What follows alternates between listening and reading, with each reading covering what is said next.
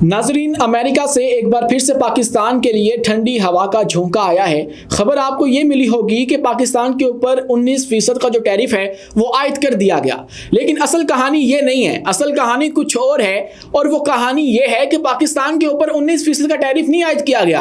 पाकिस्तान के ऊपर 10% का जो टैरिफ है उसको कम कर दिया गया है, उसको घटा दिया गया है। और इसके ऊपर जो भारत है वो प्रोपेगेंडा कर रहा है, उनके चंद सहाफ़ी इसके ऊपर प्रोपेगेंडा कर रहे हैं। उसका पोस्टमार्टम करेंगे आज की इस वीडियो में और आपको बताएंगे कि क्या ईरान वाकई पाकिस्तान के F-17 थंडर्स ब्लॉक 3 खरीदने वाला है। ईरान की अहम तरीन शख्सियत पाकिस्तान में जब अपना पहला दौरा करेंगी तो उसके अंदर क्या मुमकिन रिजल्ट्स हमारे सामने आ सकते हैं, उसके ऊपर भी गुफ्तगू करेंगे। तमाम तरह ऑप्शंस आपके सामने रखेंगे और आपको बताएंगे कि हमारा हमसाया जिसने अब F-35 खरीदने से इनकार कर दिया है और अब वो आप यूँ समझ लीजिए कि ऑफिशियली 5वीं जनरेशन के जंगी लड़ाका तैयारे खरीदने की दौड़ से मुकम्मल तौर पर बाहर हो चुका है। उसके पास क्या क्या ऑप्शंस थी और अब किस तरह से वो ऑप्शंस भी ख़त्म हो चुकी हैं। उन तमाम तर ऑप्शंस के ऊपर, पॉसिबिलिटीज़ के ऊपर कांटा लगा दिया गया है। तमाम तर तफसीलात आपके सामने रखेंगे, लेकिन उससे पहले हमारी आपसे 10 गुजारिश है कि इस चैनल को लाइक कीजिए, सब्सक्राइब कीजिए और बेल आइकन को लाजमी दबा दीजिए ताकि हर नई आने वाली वीडियो आप तक बर वक्त पहुंच सके। दोस्तों, खबर यह थी कि पाकिस्तान के ऊपर 19% का जो टैरिफ है वो आयद कर दिया गया। लेकिन इससे भी पहले जो खबर सामने आई थी वो ये थी कि भारत के ऊपर 25% का जो टैरिफ है वो आयद कर दिया है अमेरिकी सदर ने। तो उसके ऊपर हमने जाहिर सी बात है ट्रोल किया, भारत को ट्रोल किया और उसको बताया कि भाई आप लोग उसको अपना फ्रेंड कहते हो, आप लोग उसको अपना सबसे बड़ा दोस्त कहते हो। मतलब मोदी साहब जो है वो ये कहते हैं ना कि friend Donald Trump, America is India friend, ये उनके ही अल्फाज हैं, वो ही ऐसा कहते हैं। तो अब उसने हाथ कर दिया है। 25% का टैरिफ जो है वो इनके ऊपर लगाया गया। मामला कुछ यूँ है कि अप्रैल के महीने में पूरी दुनिया के ऊपर टैरिफ लगे थे और अमेरिका की जानिब से लगाए गए थे। लेकिन फिर उनको रिकंसीडर करने का सोचा गया। चाइना ने रिटेलिएट कर दिया था, उसने मज़ाहमत कर दी थी और जवाबी जो टैरिफ हैं वो लगा दिए थे। फिर ट्रंप ने सोचा कि भाई हम ना इसको दोबारा से सोचेंगे और इनको दोबारा से रद्दोबदल इसके अंदर की जाएगी। अब हुआ ये है कि साउथ एशिया के अंदर कुछ मीडिया रिपोर्ट्स हैं वो कह रही हैं कि सबसे कम जो टैरिफ किया गया है वो पाकिस्तान का किया गया है। मतलब 10% तक का, 29% से 19% तक पे आ चुका है और ये 10% का मार्जिन है। इसके मुकाबले में हमारे हमसायों के साथ क्या हुआ, हमारे हमसायों का 26% था अप्रैल के अंदर और अब जो है वो 25% किया गया है। तो इनको ये बात करने से पहले न जाने शर्म क्यों नहीं आती कि हमें जहां पे 1% का मार्जिन मिल रहा है वहीं पे हमारे हमसाए पाकिस्तान को 10% तक का जो रिलीफ है वो दिया गया है। मतलब इसे रिलीफ ही कहेंगे, पूरी दुनिया के ऊपर उसने टैक्स लगाए हैं, टैरिफ लगाए हैं। Pakistan is not the only one. इसके अलावा जो पाकिस्तान के साथ डील्स की गई हैं, तारीखी डील्स इस वक्त बताई जा रही हैं कि पाकिस्तान के अंदर से तेल को निकाला जाएगा। इसके भी बहुत से पहलू हैं, बहुत से इसके ऊपर आप राय रख सकते हैं, आपकी अपनी मर्जी है और आपको मिलेंगी भी कि वो हमारा जो मादनियात है उसके ऊपर कब्जा करना चाहता है, पाकिस्तान की जो तेल और गैस है उसको निकाल कर लेकर जाना चाहता है। लेकिन इसका अभी फिलहाल तक का जो मामला है वो ये है कि पाकिस्तान के लिए खुशखबरी है कि पाकिस्तान के अंदर इन्वेस्टमेंट आएगी और मुश्तरका तौर पे हम लोग इस तेल को निकालेंगे और जब हम लोग इस तेल को निकालेंगे तो ऑब्वियसली उनका भी फायदा होगा, हमारा भी होगा। ये बात तो हकीकत है कि उन मादनियात को निकालने के लिए हैवी मशीनरी, हैवी जो इन्वेस्टमेंट है वो चाहिए होती है। तो अमेरिका की हेल्प हमें जब मिल जाएगी तो भारत के मुंह के ऊपर ये बहुत जोरदार किस्म का जो तमाचा है वो पड़ेगा। और इसी के साथ जो पाकिस्तान है वो पहली बार अमेरिका से खाम तेल खरीदेगा, मुआहिदा भी तय हो चुका है। तो इन तमाम तर डील्स के अंदर भारत के साथ क्या हो रहा है, भारत के ऊपर टैरिफ तो लगाए गए लेकिन उसको जो 2-3 और थप्पड़ हैं वो भी लगाए गए और वो ये थे कि उनकी इकोनॉमी को एक डेड इकोनॉमी कहा अमेरिकी सदर ने। और उसके बाद जो उनके गुरु पतवंत सिंह हैं वो सिख रहनुमा जिनको ये दहशतगर्द कहते हैं उनको अमेरिका के अंदर सराहा गया। उनको अमेरिकी सदर ने खुद से ख़त लिखा और उनकी हिमायत का ऐलान कर दिया।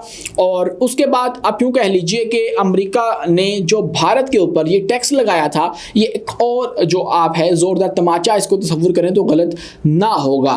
तो इन सब के अंदर जो है वो पाकिस्तान के साथ डील्स भी हो रही हैं। जो रशिया है उससे इंडिया ने अब तेल खरीदना रोक भी दिया है और अमेरिका के खौफ के अंदर रोका है।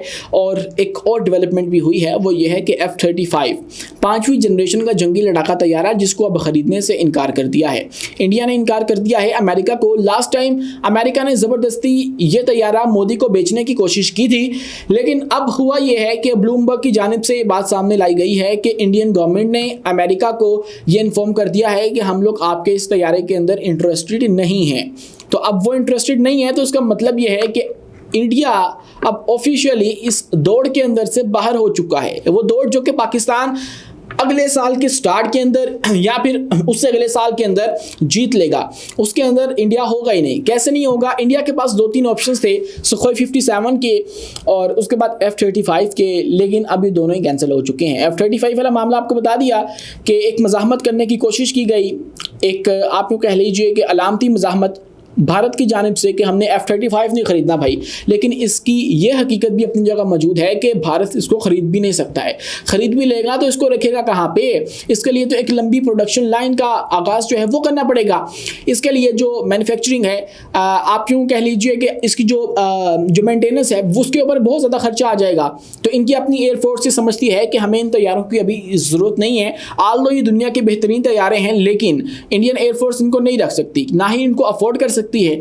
और चूंकि ये 80 से 110 मिलियन डॉलर्स के एक महंगे तैयारे तस्वुर किए जाते हैं दुनिया के अंदर, तो भारत की जो एयरफोर्स है, एक तो उनको ज़्यादा तादाद के अंदर ये चाहिए, और जब उनके स्क्वाड्रन कम है तो उनको इसके काफ़ी सारे स्क्वाड्रन लेने पड़ेंगे, और जब वो लेंगे तो इसकी एक लंबी प्रोडक्शन लाइन का आगाज़ करना पड़ेगा, और जब वो करना पड़ेगा तो बहुत सा खर्चा होगा। तो फिर बाकी मामला कैसे चलेंगे? इतना तो इंडिया का जो बजट है वो नहीं होगा डिफेंस का, जितने इनके ऊपर पैसे लग जाएंगे ये तस्वुर किया जाता है। इनके जो लोग हैं, इनके जो अपने एक्सपर्ट्स हैं, वो भी इन बातों का इंदिया देते हुए हमें नज़र आते हैं। तो अब सुखोई 57 वाली ऑप्शन का क्या बना? वो भी कैंसिल हो चुकी है। कैसे कैंसिल हो चुकी है? उनकी अपनी जंग लगी हुई है। उसके बाद वो खुद चाइना की तरफ देख रहे हैं कि हम लोग J-35 ले लें, और उनके पास इतने तैयारे भी मौजूद भी नहीं हैं, वो उनकी प्रोडक्शन भी यूँ नहीं कर पा रहे हैं, और ऑफिशियली उन्होंने अभी ऑपरेशनल भी नहीं किया है। मैं बात कर रहा हूँ रशिया की, उसने अभी ऑफिशियली इसको ऑपरेशनल नहीं किया, और वो दुनिया में सबसे लो क्लास 5th जनरेशन समझा जाता है, कम स्टेल्थ समझा जाता है। तो आप तसव्वुर कर लीजिए, जहाँ पे उन्होंने खुद नहीं अभी इसको अच्छे तरीके से बनाया तो वो भारत को क्या देंगे? तो इसीलिए भारत के पास उसके ऊपर भी कांटा लग गया। अब इनके पास अपना एक एमका प्रोजेक्ट है, जिसके हवाले से इनकी अपनी जो फौज है वो कह चुकी है कि भाई हम लोग शुरू कर देते हैं, हम ख़त्म नहीं करते। और इनका अपना एमका जो है वो 10 साल की गेम बताई जाती है एक्सपर्ट्स की जानिब से कि 2035 से पहले वो नहीं बनने वाला, और 2035 तक दुनिया का जो नक्शा है वो तब्दील हो चुका होगा। हो सकता है यहाँ पर स्पेसशिप्स उड़ती हों और ये अपना जो एमका तैयारा है वो उड़ाते हों। जिस तरीके से दुनिया तेज़ी से तरक्की करती चली जा रही है, तो ऑब्वियसली तब तक जो टेक्नोलॉजीज़ हैं वो चेंज हो चुकी होंगी। तो उससे पहले जो है वो भारत के पास ऐसी कोई ऑप्शन मौजूद नहीं है कि वो इस तरह का कोई भी तैयारा हासिल कर सके। और एमका के अंदर अभी और भी बहुत सी खामियां हैं। उनके पास अपना इंजन मौजूद नहीं है, और इसका इंजन जो है वो दूसरे ममालिक से लेने की कोशिश कर रहे हैं, अभी तक हासिल नहीं कर सके हैं। और इसी के साथ दोस्तों एक और अहम तरीन जो कामयाबी है वो पाकिस्तान को मिल सकती है। कैसे मिल सकती है? ईरान की अहम तरीन शख्सियत है मसूद पज़ेश्कियान, जो कि पहली दफ़ा सदारत संभालने के बाद पाकिस्तान का दौरा करने वाले हैं। और पहले दौरे के अंदर जो मुमकिना पेशरफ्त हो सकती है वो ये है कि एक तो हमारा शुक्रिया अदा किया जा सकता है, जिस तरह से हमने इज़राइल ईरान वाली जंग के अंदर अपना किरदार अदा किया और उनकी जंग रुकवाई, जिसको बहुत से जो ज़राए हैं वो उसकी तस्दीक करते हुए नज़र आते हैं। हमारे अपने ऑफिशियल्स भी कहते हैं कि इसके पीछे वर्दी है। तो उसका शुक्रिया अदा जिस तरह से ईरान ने पहले भी किया, वो भी हमें ये बताता है कि ये ईरान इसराइल की जंग के अंदर पाकिस्तान का कोई ना कोई किरदार तो था, और वो मफाहमती किरदार ही नज़र आता है। जैसे ही अमेरिका से मिलकर आए वैसे ही 2 दिन के बाद जंग बंद हो गई। तो इसके अंदर पाकिस्तान का ऑब्वियसली कोई रोल तो है, तो इसके ऊपर फिर हो सकता है पाकिस्तान का शुक्रिया अदा करना हो। इसी के साथ ईरान चाइना से J-10C खरीदने की डील जो है उसके ऊपर भी काम कर रहा है, लेकिन वो हो इसलिए नहीं पाती क्योंकि ईरान चाहता है कि हम लोग आपको तेल और गैस की मद के अंदर पे करें, लेकिन चाइना कहता है कि आप लोग हमें फॉरेन करेंसी की सूरत के अंदर पे करो, जो कि ईरान कर नहीं पाता क्योंकि उनके जो दूसरे ममालिक के अंदर बैंक अकाउंट्स हैं वो मुंजमद हैं, उनके ऊपर पाबंदियाँ लगाई गई हैं, दुनिया पूरी के अंदर उनको तनहा किया गया है। इसीलिए उसके पास 2-3 ऑप्शंस हैं। एक तो चाइना वाली, वो वो अभी कामयाब नहीं हो सकी, मुसद्दका तौर पे उसके ऊपर कोई पेशरफ सामने नहीं आई। उसके बाद रशिया है, रशिया का जो Su-35 है वो ख़रीदना चाहते हैं, लेकिन उसके ऊपर भी अभी तक कोई मज़ीद पेशरफ नहीं है। तो ऐसे में पाकिस्तान की ऑप्शन बचती है, पाकिस्तान का J-17 थंडर ब्लॉक 3 वो ख़रीद सकते हैं, और उसको तो आजमा भी लिया गया है। अभी हाल ही में पाकिस्तान ने जिस तरह से उसकी परफॉर्मेंस पूरी दुनिया के अंदर दिखाई है, वो ईरान को भी ऑब्वियसली नज़र आई, और उन्होंने भी इससे इम्प्रेस होकर हो सकता है इस हवाले से सोचा हो कि हम लोग ये भी तो एक बार कर सकते हैं। मतलब तीसरी ऑप्शन यही है ना, चाइना J-10C खुद तैयार करता है तो उनसे वो लेंगे, Su-35 रशिया खुद तैयार करता है तो उनसे वो लेंगे। तो पाकिस्तान जब J-17 खुद तैयार करता है तो पाकिस्तान से ये लिया जा सकता है, क्योंकि ये उनके हम पल्ला समझा जाता है, मतलब उनके मुकाबले का जो तैयारा है वो समझा जाता है। और इसीलिए हो सकता है कि इस मुलाकात के अंदर जो कि पाकिस्तान के अंदर होगी, इसके ऊपर भी पेशरफ्त होती हुई नज़र आए, और उसके बाद जो तजारती मुआहदे हैं वो भी हो सकते हैं।